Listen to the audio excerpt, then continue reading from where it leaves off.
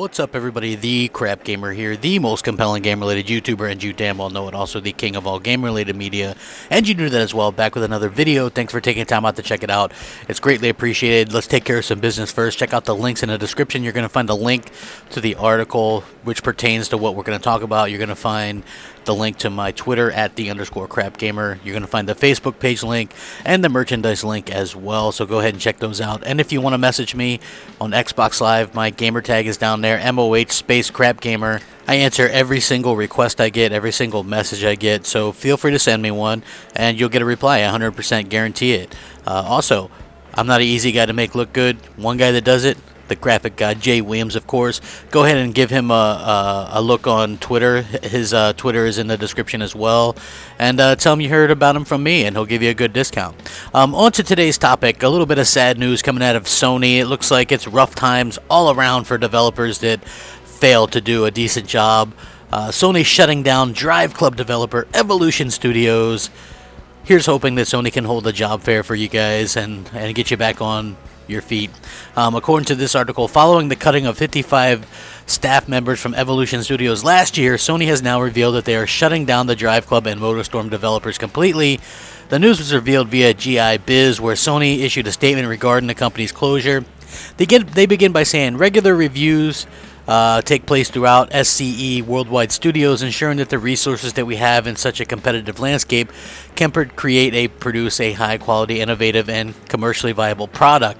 They go on to say that as a result, it has been decided that Evolution Studios will close. It is regrettable that this decision will lead to compulsory redundancies.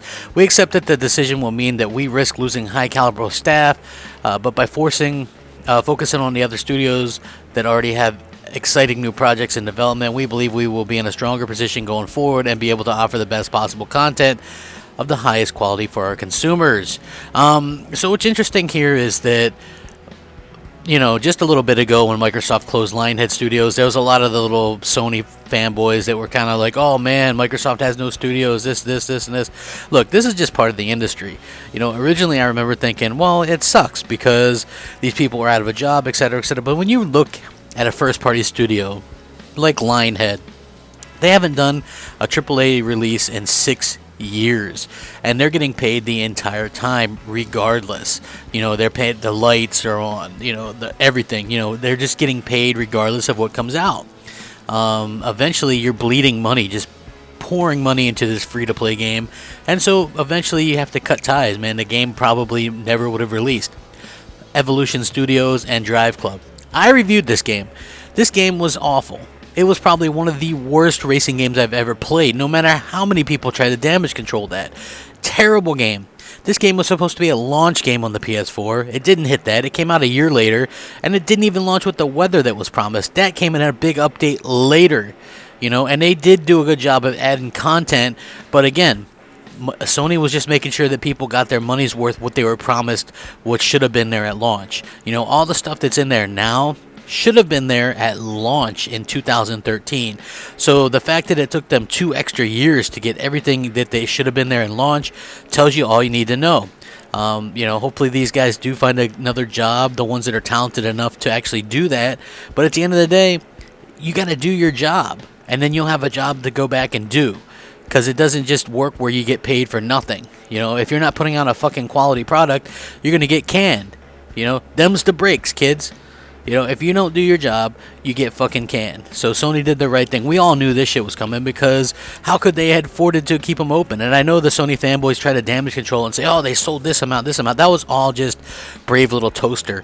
You know, oh, they're so brave. They've sold so much. They sold so much. Guess what? I bought DriveClub when it was new for $20. It was like 4 or 5 months after launch. I mean, that game couldn't have made back anything, you know, and they gave it away, and then they pulled it, and then there's just so much bullshit involved with this game, and that studio was doomed. We all knew it.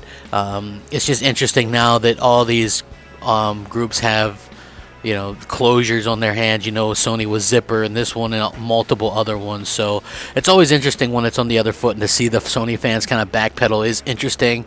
And anyway, what do you guys think? No more DriveClub, no sequel, no more Evolution Studios. Sony closes another one. Check out the link in the description for the full article. Thanks for watching. Crapgamer out.